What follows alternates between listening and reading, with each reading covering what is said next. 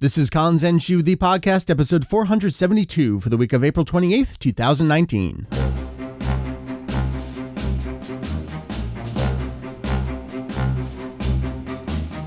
Good morning and welcome to Kanzenshuu, the podcast, an extension of the all-encompassing Dragon Ball fan site.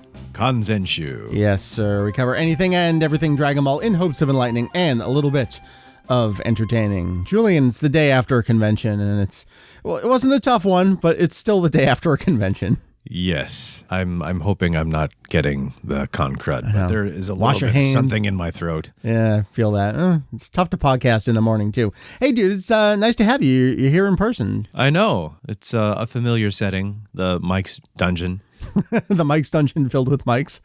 Yes. So we just got back from Castle Point Anime Convention here in New Jersey. We spent the one day there. It was great. We did a panel on basically spin-off manga, and then we did a podcast panel later in the day. I did record both. I actually video recorded both. I'm not entirely sure I'm going to do anything with the video, at least now, but the audio from the panels will likely be one episode will probably be next week's regular episode, and then the podcast audio from the podcast panel will probably be like a bonus. It's not really about Dragon Ball, but maybe I'll do like a mid next week, something like that for that. So if you were at the convention, just want to say thank you. Thank you for coming out. Some good friends came out. I love seeing Joe. Obviously, every time we get a chance to see Joe, he just seems to pop up in every situation. I knew he was coming, but that's okay. Albert, surprise appearance. I feel bad every time he shows up. I'm like, help me move a table or something, but he's always gracious enough to help me with everything. Sean Kaboom showed up for this panel, this convention as well. Always great to see him. I don't get a chance to see Sean as often as I'd like to these days. And then we had some other old and new friends alike show up at the convention. I want to give a shout out in particular to David, who came out. I'm pretty sure, David, I've met you in the past, and I apologize that I didn't remember that. I want to say, correct me if I'm wrong, but I'm pretty sure we've met before. But thank you for coming to the panels. You had great questions, and I know you're really looking forward to asking Julian some language questions afterward about your upcoming adventures over there in Japan. And thank you to all the new friends we met. We had some very eager, interested people. You know, when we can connect on that individual level and spark something new in someone, I love seeing that. That does it for me right there. Absolutely. Yeah. So we had a blast. We did. We had a good time. And now we get to hang out for a little bit together and knock out maybe one podcast episode, which is what you're listening to now. And because it's the day after a convention, we're going to take things really casual this episode. It's going to be very, very just freeform discussion focused. We do have an actual topic, something I've seen some chatter about really post Dragon Ball Super Broly. And you wonder, well, what are you guys going to talk about? You already talked about the movie itself. Well, we're going to talk about names. We're going to talk about spellings. Why would you be talking about that post Broly? Well, look at the name itself and the conundrum that we've run ourselves into. Julian, as the longest resident translator and name decider here with us, I figured this is something I can really chew on with you, get your perspective on it. It's certainly changed over the years, I'm sure, too. It has, yeah. Especially as I become more proficient in Japanese and strive to create something that's a little bit more natural in terms of translation rather than trying to force just the Japanese name on everything, you know. Try and make something that's a little bit more natural for English speakers to deal with. So name spellings is what we're talking about. It's the why do you choose what you choose? How do you choose it? And why do you feel like you're special and you can choose things that the official companies don't choose? Or in some of these cases, maybe they did choose and then moved on from. It's a really weird situation, and I think Dragon Ball is kind of unique in this because we don't have characters that are just straight up Japanese names. They're all plays on things, and they can be plays on words and phrases from entirely different languages, and to make that all work, quote unquote, in English is really challenging and isn't always self-consistent with itself, and you have to acknowledge that. Right, and there's a lot of decisions to be made. It's not an automatic process by any means. No. That's what we're talking about this week on the show. Super inside baseball Kanzenshuu stuff on name spellings. We're going to have some examples to go through with you, and maybe we can learn from Julian what went into the decision on some of these names. I'm excited to hear. I know what all the answers are, but we kind of live vicariously through the audience. Re-go through this. That's what we're talking about this week, so let's get on into it. Where I want to start with this is, I think something a lot of people forget about. Julian Viz began releasing the Dragon Ball manga in 1998. They themselves have been doing this for 21 years. Yes, they have. Point. When Viz started, they made a big point, a big splash about we are using faithful names in our manga adaptation. They were not and never felt beholden to go with anything that Funimation was going with at the time. And it made sense because at various points they might be ahead of or behind what Funimation was doing. Right. Consider the split of the manga and also the split of the TV series. In 1998, Funimation had moved on from the first 13 episodes of Dragon Ball to only be doing Z, and would still only be doing Z for a while. So while Viz was doing the original manga, they had all of those span of chapters to go through and all those characters, the early ones, to come up with names for. Never mind everybody else, the Frieza arc, the Cell arc, and all that stuff. I think that's just a real key point in official Dragon Ball history, that you didn't have two competing companies because they were really working not in tandem with each other, but in support of each other. You know, one That's bolsters true. the other. In a sense, yes. I mean, this was sort of before the age where the Japanese rights holders had any kind of global strategy. So they would license things to people who came to them with money and a strategy for putting it out. And they would kind of let them do their own thing within reason. There was no single consistent style sheet about how anybody was to translate certain things. The most important thing for the Japanese companies is that they were making money off of it. Right. I do want to give a brief little nod to Final Bout as well, actually, in 1997. Funimation wasn't involved in that. That was straight up Bandai themselves. As seen not just through the script to the game, but the totally separate dub cast that was used in that game. And so they had to come up with their own spellings for things as well. I mean, we got Baby in 1997 officially here in America long before Funimation would get to it. That's absolutely right. So it's like getting a sneak preview of stuff that comes out later on. And again, without anything from an official dub to work off of, they're doing their own thing as a matter of course. And also think about where Funimation themselves were as a company, even still in 1998, where they don't have their own internal studio yet. They're still working with an outside syndication distributor. They're not the anime powerhouse quasi-monopoly that they are today. They're still known for these oddball other stuff that they've done, like, what is it, Cyborgs and Professor something. I don't remember what the other one was. Right. Was there one that we're not entirely convinced ever actually existed? Maybe it was Cyborgs. They put it on their resume, yes, as it were. No one did the follow-up with the prior jobs. I do also want to talk about, we're sticking in this time period for a little bit, because I love this. While Funimation is distributing the first couple seasons in syndication, Bandai themselves, separate from Final Bout, are starting to release action figures. They put out the Super Battle Collection series of figures. And I would just like to say, when it first came out, Frieza was spelled with 2 E's on official merchandise before the character showed up in Funimation's English dub. And we saw a lot of other potential names for characters. We had things like Mr. Savage hanging out there. We wouldn't get to Mr. Satan for years at this point. Right. But if Bandai's putting this stuff out, they're coming up with, like you mentioned, their own internal style sheet for this character literally has no reference from an official company in English. What do we do with it? And they independently come up with their own decisions. They're not all talking together. Funimation doesn't have the weight to swing around. They're not involved with all of the merchandise and the video games like they are today. So everyone's competing with themselves. Right. And there's no diktats coming from on high. So. No, nothing there.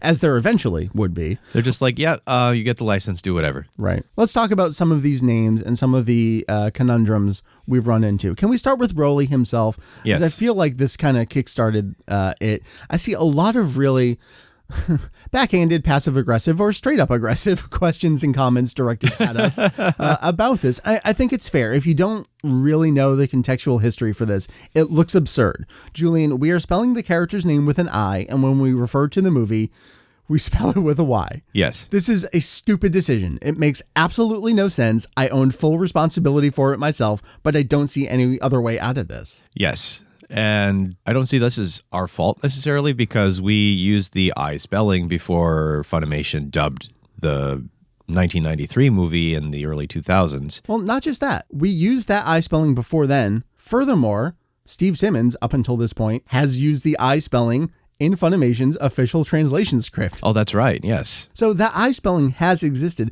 I feel like that's one of those examples of Krillin versus Kuririn where Viz has been using it this whole time. It's not some strange spelling that no one's ever seen before, has never been used before. Like, it exists right there in an official product. Yes. The only difference is that now the powers that be, in the form of people like Toei Animation, are saying, please use this spelling in all official releases. Right. And they don't always make the best decisions. We'll talk about some of those as we get moving forward.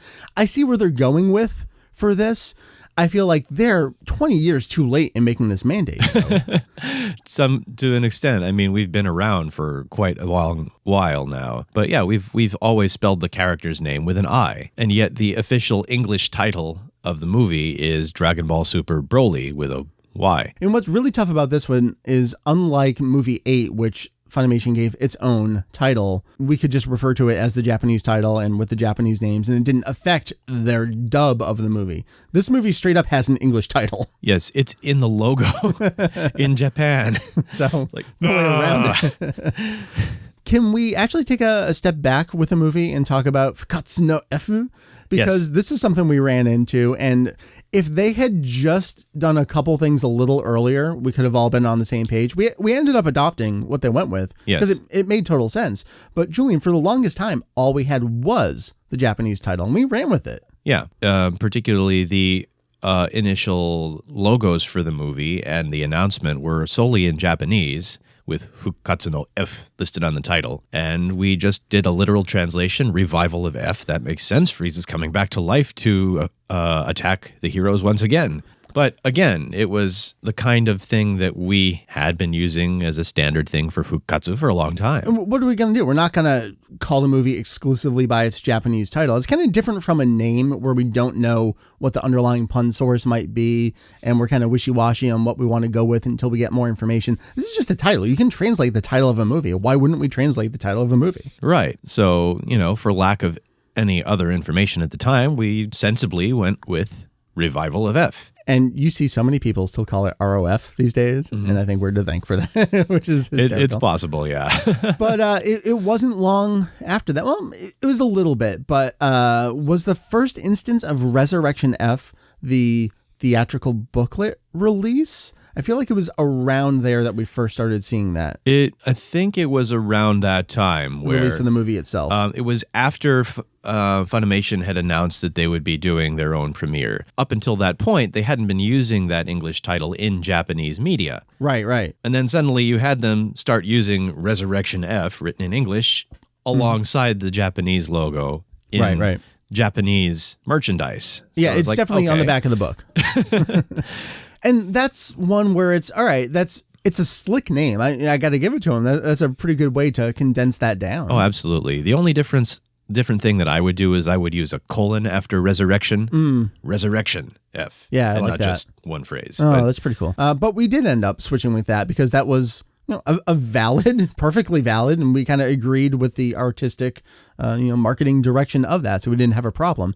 That does make it difficult where you go back through our archives and we say things like Revival of F, but I think it's important not to change that because those were written with the information available at the time. Absolutely. It's about, integrity in terms of that. We're not going to alter the historical record to make it consistent with what we believe now. That's that's 1984 levels of messing with the timeline there. We're going to jump back one more movie.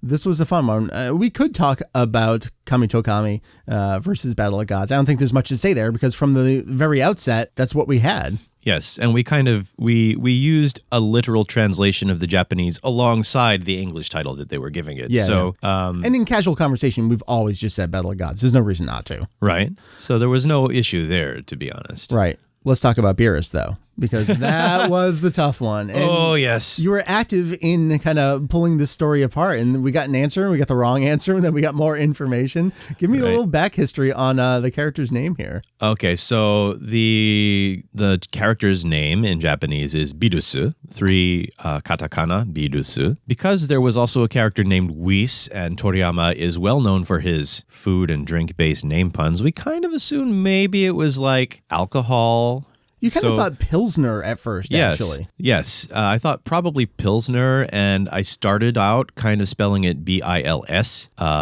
because that makes a natural parallel with Pilsner. I think you actually only used that once. And then we were like, don't know about this Yes. one. And then I reached out to the scriptwriter on Twitter, and he's like, is this the name pun? Did I get it right? And he goes, that's not the source. And I think, oh, could you tell us what it is then? and he doesn't. But so I'm like, crap. All right, now what? So I start spelling it just as a literal transliteration of the Japanese birusu. Right. And that's kind of what we've decided will be our style guide for names when it's not obvious or we don't have a really, really kind of super good guess on something. Luckily, we haven't really run into a situation where we're like, I don't know, man. This could be anything. We just don't have that problem. If you think about the Tournament of Power, I mean, they're all families of name puns for the most part. So that made it really easy to start piecing things together. But at this point, we weren't entirely sure. And it was the first real new feature-length thing in a long time. Didn't know what they were going to. Were they setting up a new family of puns? Who knew? Right. And in this case, it helped that eventually we found the answer in an interview. It's like a twofold answer. Yes, actually two different interviews. There was one where the scriptwriter for the movie talks about how originally Beerus was going to be a different kind of character who infected characters with evil. So the wheel starts spinning. Oh, it must be a pun on virus then.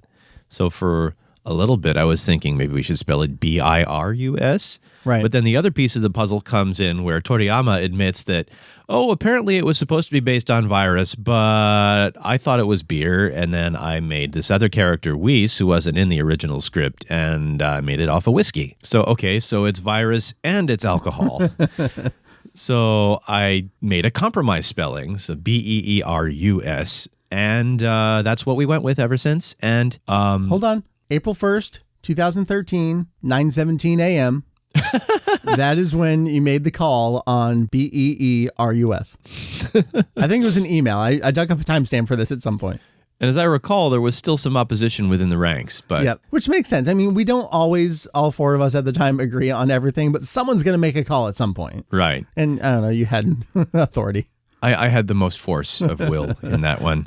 And so that's what we went with. And eventually Funimation actually went with that as well. So we were the first. Exactly. And that's what I want to talk about, because you think about an example like Broly, where we actually were in agreement with the Japanese translation half of Funimation, but not the English dub half of Funimation. This is the exact flip of that, where the name that we were using ended up being adopted in Funimation's English dub. So like the dub followed what we did. This is one of those examples that people... I really hate getting into the nitty gritty of all right, these are the things I've read where people disagree with us and they have problems with the things we do. But I think it's important to bring up these examples like, guys, the dub did what we did. It's not that we didn't go with the dub. It's the exact opposite. Meanwhile, Toei starts putting things out for Battle of Gods in Japan, and they assign an English spelling for the character's name. It's Beers, yeah. And that's what Steve Simmons used in his subtitle track for the movie in its home release. Which makes sense, because obviously he was going to piece together the name puns as well. Maybe at that point he had seen this material, and it's very likely. Yes, it's even possible that that's what Toei wanted him to use at the time, especially if they were using that in their own materials. Well, Toei was sending out the Bills spelling out to lots of foreign marketers. Right. Were they getting that off of where? Well, possibly. Who knows? But this is just the strangest. I love this example because kind of no one agrees with anyone on the spelling, except the dub went with the spelling that we happen to go with. So by coincidence, I don't know. I just love this example. It's so weird. Yes, I agree with that. And eventually, in later marketing materials, they actually switch over to Beerus. Yeah, I think post Battle of Gods, everything with that character in Japan has been with the U spelling. So they kind of adopted what Funimation went with. They just kind of mirrored that. And that's something we're going to see with some of these later names as well, where they just kind of look to what the foreign licensees are doing and like, that seems fine. we'll just use that. Was that the best choice to begin with? I'm not entirely sure, but Sometimes it comes down to happenstance, especially when there's no good argument against it. can we talk about Jake's one? Because this is amazing. Oh, yes. So the Omni King. So obviously Jake was doing live summaries and then doing recap summaries as Dragon Ball Super episodes were airing for the first time. Yep. And during episode 40, which was in April 2016, this new character showed up, Zen-O. And Jake's working his way through just making up tweets and I was like, okay, here's what it is. What do I call this? He's like, is it cool if I just call him Omni King? Because that's what I'm going to go with. And the three of us were like, yeah, sounds good. Yeah, I had no argument against it. It makes sense. It's a perfect encapsulation of that. I think it's a great localization of that as well.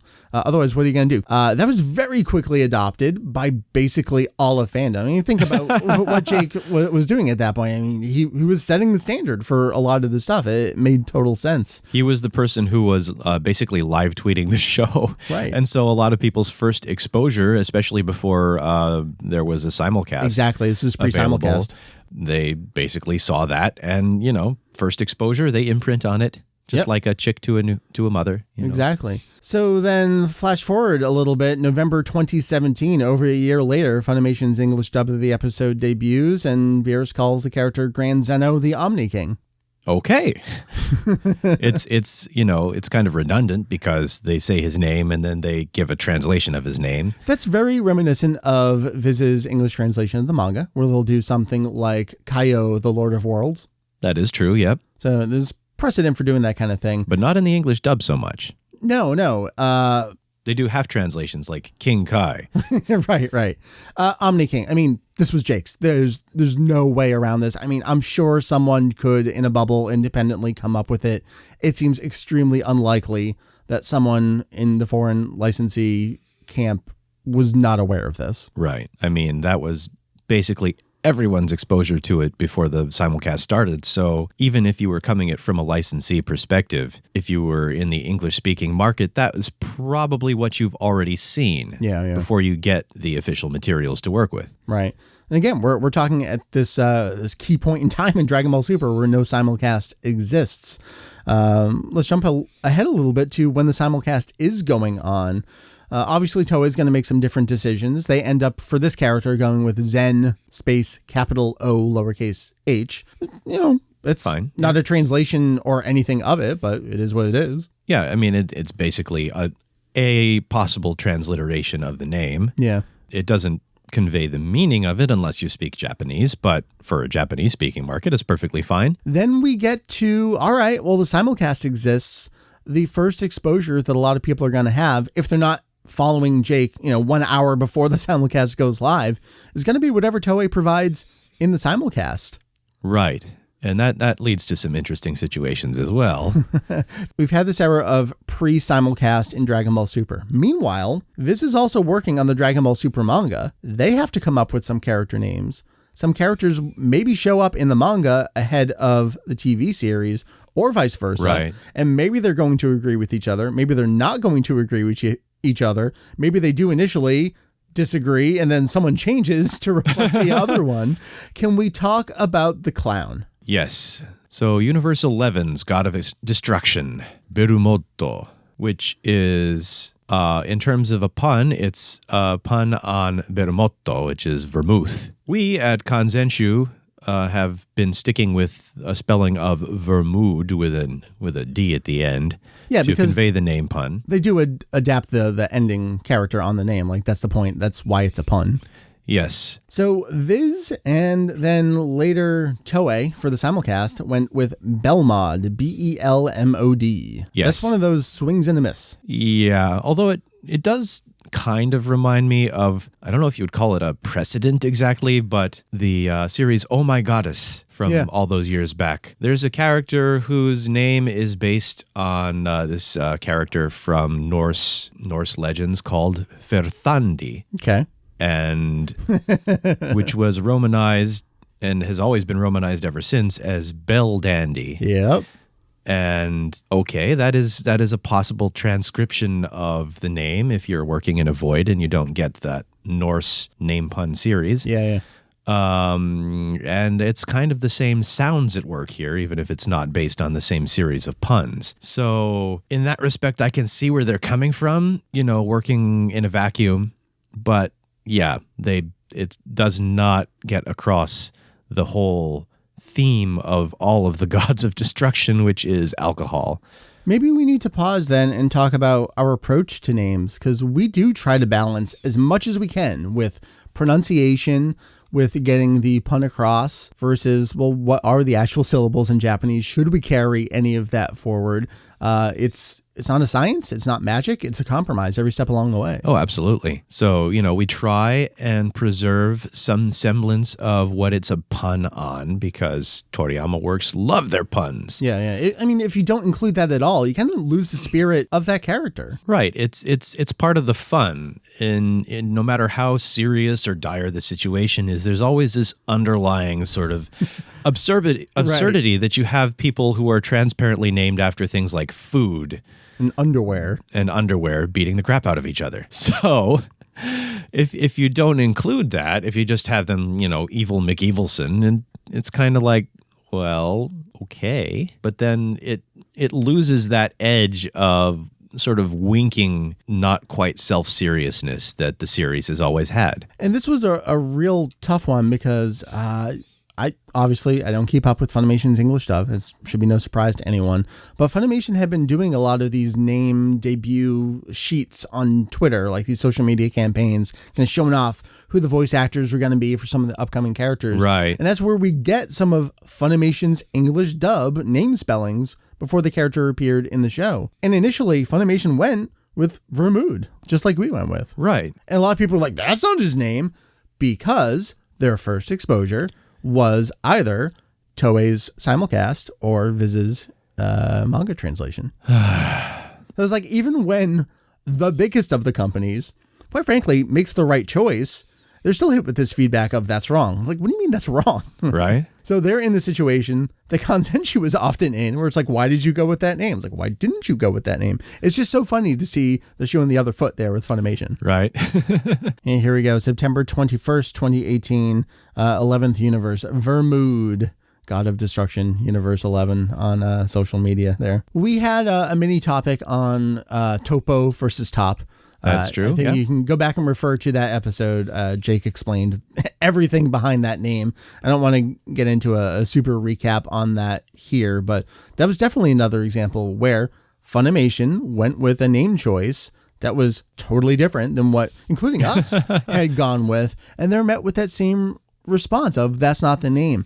Julian, I think this is just, like I mentioned earlier with Beerus, it's such a funny situation being a fan of this series for so long and watching the change in fandom reactions as fans as a collective whole have gone from only exposure to Funimation's English dub to a large swath of fans being, I've seen the simulcast, so I've seen it in Japanese first. Yes. And now, just like we went with fan sub spellings and were met by the dub audience of, why are you spelling it that way? Now the official companies are being met with, why do you spell it that way? and I hope we can convey just how difficult it is. Even when we don't agree with Viz or Toei or Funimation, I can still respect that there was thought probably that went into why they went with that name. For Funimation, a lot of the time, it's probably going to be pronunciation or ease of spelling or marketability of spelling. We don't have to worry about that. We're not beholden to that. We don't care about that. I mean, we're not an official company. We have editorial independence. We are perfectly capable of coming to our own decisions on these matters. And, we have people who speak Japanese and are fluent in the language and have children with citizenship in the country. And people who have, quite honestly, more familiarity with this author in this series than, it's really tough to phrase it that way because it starts coming across as, we know better, we know best. And that's the ultimate question here, Julian. Why do we / you feel like you're in a position to look at these official companies, including the company who made it in the first place, Toei, for something like Dragon Ball Super? They've come up with a spelling for a character's name. Why do you feel like you don't have to spell it that way? Well, for one thing, we've done the research on our own. And we think about these things, quite honestly, not from a marketing perspective, but, what in our view would get that across best to an English-speaking audience. And, it's often the case that the company themselves will not be considering, what is the best for this character, but, just why do we slap something on a product so we can sell it to people? Yeah. It's a completely different perspective in that case. And, seeing it as fans versus seeing it as the rights holders are two different perspectives in that regard. So with that in mind, I just want people to think about name decisions like Beerus and Omni King and how that came to be and who went with what and why. And I don't choose those two examples just because we came up with them first. Right. I think those are great examples of, sometimes they do line up. Right. Sometimes they won't. And in those particular cases, they're also quite distinct. Yeah. One of the disadvantages if you go with the Steve Simmons' spelling of Beers for Beerus is that you're going to get lots of ads for beer. Right. And that's something that Chris Abbott said one of the tweets that went out to him about why'd you decide to go with that name. It was like, look, we can market this name. It's our own unique individual spelling. Right. It's something that you can actually use specifically as that. It's not going to apply to anything or almost anything else. Yeah. The same thing for Omni King, pretty much. If you say King of All, you'll probably get lots of religious things. That's true. Yeah. In that regard. But Omni King is sort of unique unto the specific fandom. So there you go. So I guess we can say you're welcome for those two. Are there any others from the history of the series? I always think back to Tulles. Oh, yes. Actually, so this was a funny one. I guess there are some Cardass cards that spell it with one L in there that for some reason, somehow, you and I didn't actually come across when we were deciding what to come up with for a name. You ended up coming up with Tullece because, well, it's a play on lettuce, so... Exactly. And then Steve ended up going with that spelling too, because that would have been post 2005 Ultimate Uncut Edition when they redubbed and resubtitled those movies, and Steve went with that spelling too. And we're like, oh, cool, we line up. Right. And I don't think it's necessarily him using our spelling. I think it's a product of his using the same logical process that we did. For sure. Okay, it's a pun on lettuce with the syllables rearranged. Okay, but there's two T's in lettuce and only one L. But if you spell it Tullece, it sounds like it should be pronounced Tulles. Or Tulles or something. Or Tulles, yes. Yeah. And so stick another L in there to mimic the doubled T in the original word. So Tulles. Yeah. So, okay, perfect. Yeah, and I think you two were just in perfect alignment on that, and that makes sense. I love that one. Yeah. Anything else from the history of the franchise? Just some interesting name choices that we've run into or have been in contrast with the rights holders? Oh, let's see. I know there's a few out there. There's always been Vegito, which we do the Vegetto. That's because, well, I started using that in 97, and I'm not changing my name. And I do remember the censored dub of Dragon Ball, but I don't think the uncut release later on used Shao and Mai for the characters Shu and Mai. And that's an interesting case where they're using the Chinese name for the food that in the Japanese release uses the Japanese name, which is based on the Chinese name, but isn't the same. So it's called Shao Mai in Chinese and it's Shu Mai in Japanese. So that's clearly one where they had sort of thought it out to almost an unnecessary degree. And then they backtracked to, okay, we'll just Romanize the names in English. And that was one that I could sort of, I think I may have even criticized them at one point for doing that. And then I realized later, oh, this is what they're doing. Yeah, I guess it wasn't so bad. Yeah. But either way is okay with me. Another one that annoys me to no end is Corin. Yeah. For the cat who lives at the top of Karin Tower. Thank you. And because this annoys me very much because Karin is based on the word karinto in Japanese, which is a kind of snack. It's like puffed rice that's usually dipped in I want to say like molasses, but like brown sugar syrupy concoction. Mm-hmm. It's crunchy, it's sweet, it's good. He's Karin because he's the keeper of Karinto, Karin Tower. So changing the name loses the pun. I can kind of see why they might have wanted to do that because to English speakers, Karin sounds like a girl's name. Yeah, you look at that, you might say Karen. Right. In fact, there are girls in Japan who are named Karin. Yeah, of course. But they're not puns. It loses the impact. But again, it's a snack food that doesn't really exist in the English-speaking sphere. So what are you going to call him? Mr. Potato Chips? I don't know. Yeah, you could go Whiskers. Whiskers the Wonder Cat. That's a tough one. But I think, because I happen to like karinto, that I think karin is perfectly fine and valid. And that's just another great example of, well, Viz went with it. So, and sometimes it does come down to those sort of difficult decisions. And ultimately, you have to make a choice. And sometimes you might not like the choice that they make, but it is a choice. And there's another one where absolutely nobody agrees on what to call them. That's true. So there's this character after the end of the Red Ribbon arc, but before that particular story concludes during the tournament at the fortune-telling old crone, Uranai Baba. I was going to say, you want to talk about another name where we keep changing what we're doing?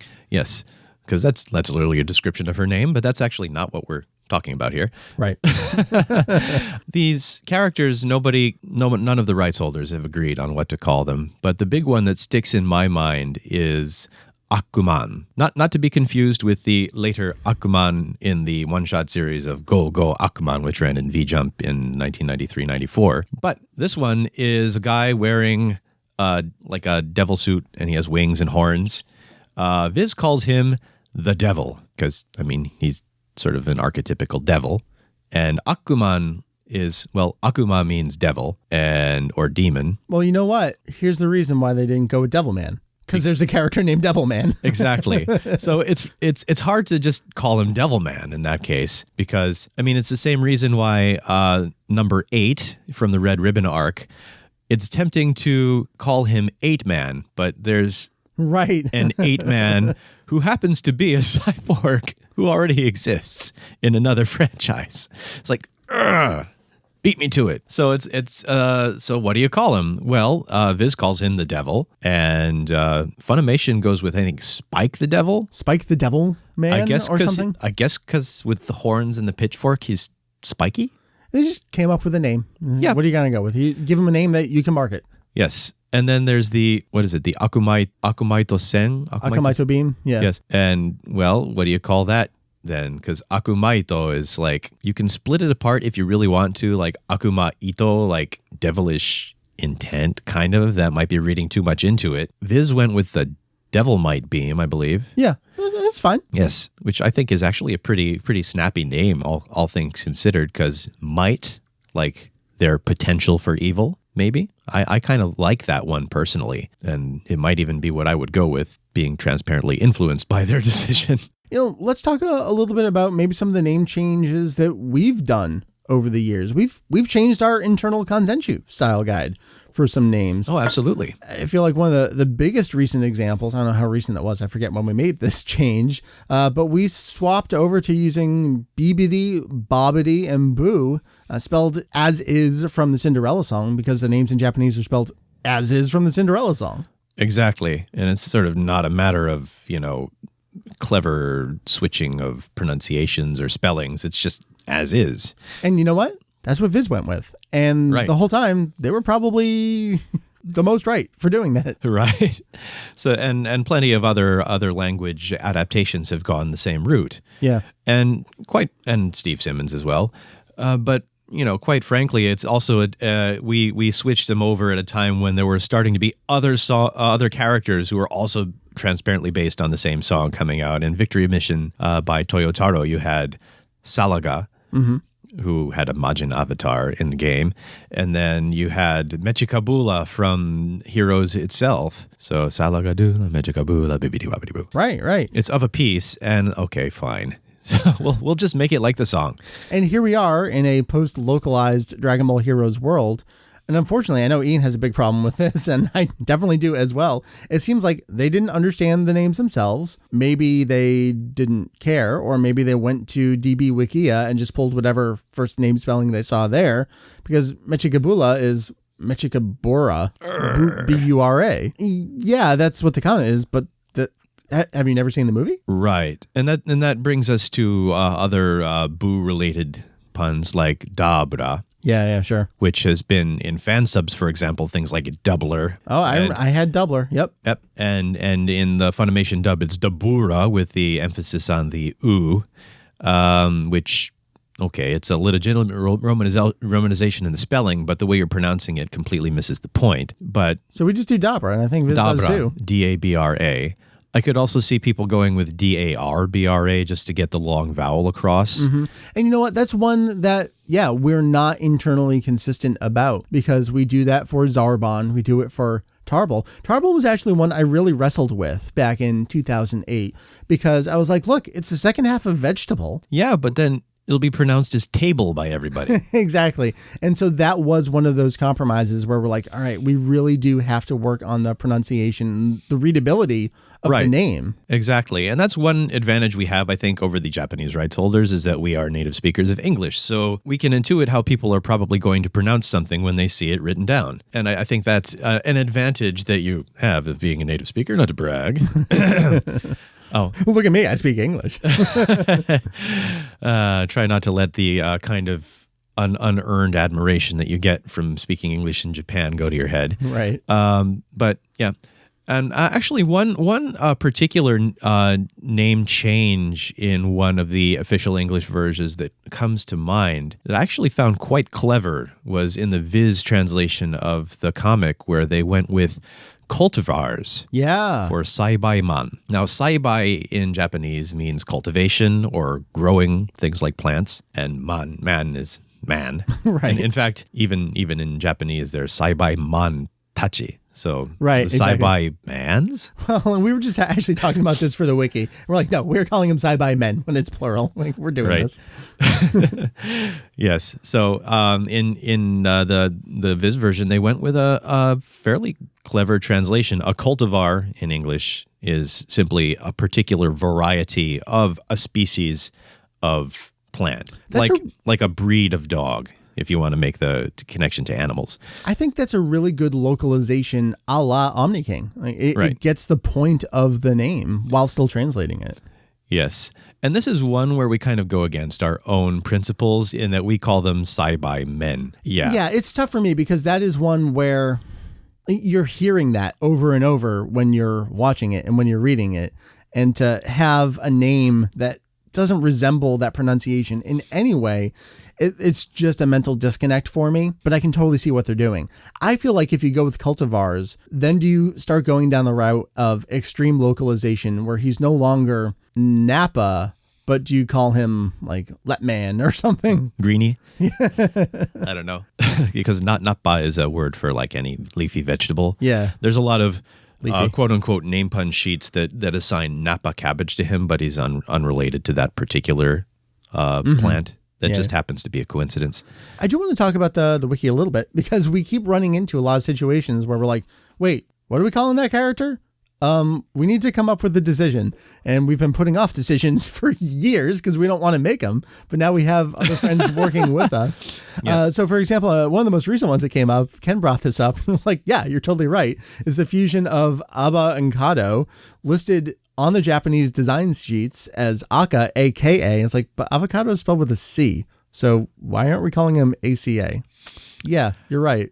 We should. It's one of the many, many choices we've finally been forced to make by our well-meaning friends. And thank you for holding our feet to the fire. Right. We appreciate that. And that's a tough one. Is again, like it's written there in our alphabet right on the design sheet. So we should call it that, right? I guess. Another one that we've finally made the commitment to is Kami-Sennin is the turtle hermit. We were really struggling for a while, like because again, internal non-consistency. If we're not translating Saibai Man as cultivar, why are we translating Kame-Sennin instead of just saying Kame-Sennin? So we're going with Turtle Hermit now. For a while, it's like, do we want to do Turtle Sage? Because I really liked the Sage connection with his longevity and just more than just being a dude who lives by himself. Right. It's that sort of quasi-religious or spiritual aspect that makes his dirty old man character all the more amusing because he displays in his day-to-day life none of that sort of mystical enlightenment that you expect from that kind of character, and the word sending gets that across in Japanese, but does Hermit really convey it in English? I'm not so sure, but it's what people are used to hearing, and it's probably what they're going to search for when they search for the character, if not Master Roshi. Is that what we're going to go with? I guess that's what we decided. You can't really win with a lot of this stuff. So, we're doing the same balancing act that I think a lot of the licensees are going with.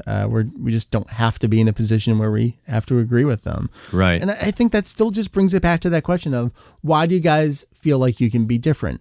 And I don't know, I want to pull the age card here. I've been doing this since 1998. I feel like I have a little bit of pull here. I can say I can do this. When I was your age, I was watching fan subs on VHS from third generation copies. You can barely read the subtitles at all. Third generation? That sounds like a masterpiece. Come on now. Fifth generation. Fifth, sixth, seventh. I don't know.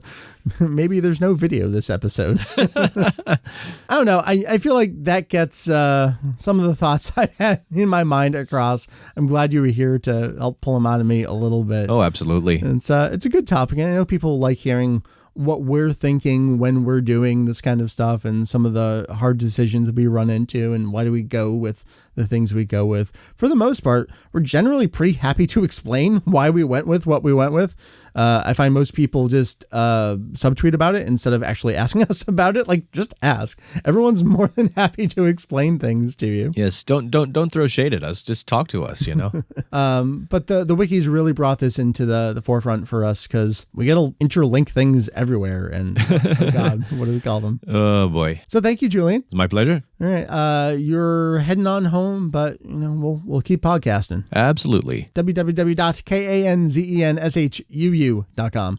That is kanzenshuu.com. This is episode 472 of our podcast. I am thinking next week's episode will be our Dragon Ball panel from Castle Point Anime Convention. We'll see what the audio sounds like and what I get through editing.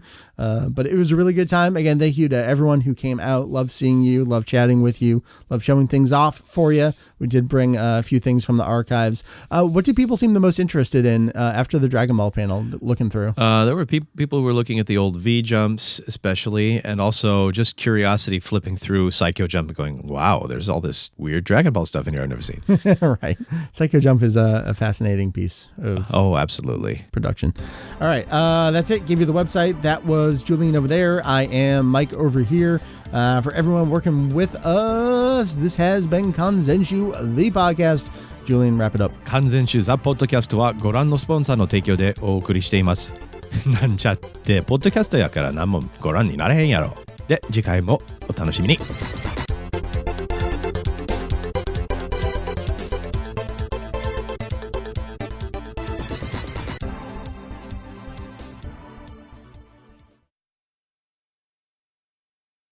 All right, we're recording. All right. I wanted to pull. Oh shit! I think I had it. Do I still have it on this one? No. Twitter advanced search. I've kept this tab open. I think it's on my other laptop as we're doing wiki stuff and putting in things about names. I made a tweet where I gave us the exact time codes from when we decided Beerus and Omni King. Mm-hmm. I wanted to pull that up for this. Yours was, I think, an email, and then Omni King was Jake's tweet, which is great because I have on record of, all right, someone made a decision. I guess we go with it. Yep. All right, we're recording. Awesome. Blah, blah, blah. Do I need to be looking at anything in particular? No. Okay. This is casual. I'll just look at the figures on the wall. I was going to say, this is exactly like what we were talking about in the podcast episode, where you may not be looking directly at the person who's recording. You got to get used to that. I'm talking to Goku, who's doing a Kamehameha at me. I guess in many ways, this is just like recording online where we don't look at each other. Yes. That's fine. It's a nice movie poster, though, isn't it? Yeah. I want more. I think that's the only one I have. It's 13. Do you have that Heroes Bardock figure out yet, or is it still in the box? Oh, no, it's up on the computer upstairs. Yeah, I want to make sure I look at him all the time. And I finally just purchased the Goku Nyoibo Shintani figure as well, and I have them next to each other. Which makes no sense. I should get like Dark Broly or something to put up there with Bardock. Oh, well. Anyway, all It's right. a thought that counts. 472. Blah, blah, blah, blah.